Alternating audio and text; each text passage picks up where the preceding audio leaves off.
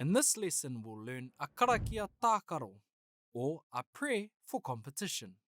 We'll slow it down a bit soon, but let's recite our karakia at full pace first. Wāhia, wāhia, wāhia mai rā te urutapu nui o tū matauenga, o tū kā nguha, o tū matawhāiti, o tū whakaheke tangata. E moe te matahi tuna, e ara te matahi taua. He pōkaitanga ānuku, he pōkaitanga ārangi.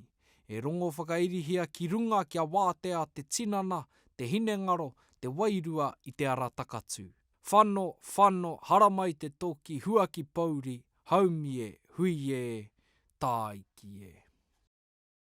Let's slow our delivery of our karakia down a bit, so we can learn and practice what we are saying. Wāhia, wāhia, wāhia mai rā te urutapu nui o tū matauenga.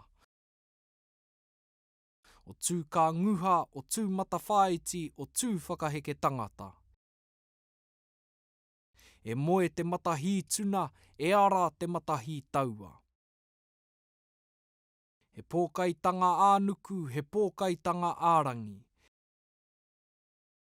E rongo whakairihia ki runga kia wātea te tinana, te hinengaro, te wairua i te ara takatū. Whano, whano, haramai te toki, huaki pauri, haumie, huie, tāiki e. And now let's recite our karakia again at the speed it should be delivered.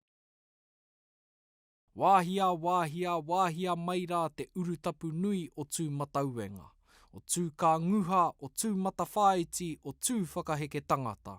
E moe te matahi tuna, e ara te matahi taua. He pōkaitanga ānuku, he pōkaitanga ārangi. E rongo whakairihia ki runga kia wātea te tinana, te hinengaro, te wairua i te ara takatū. Whano, whano, haramai te toki, huaki pauri, haumie, huie, tāiki e. Tēnā, karawhiua.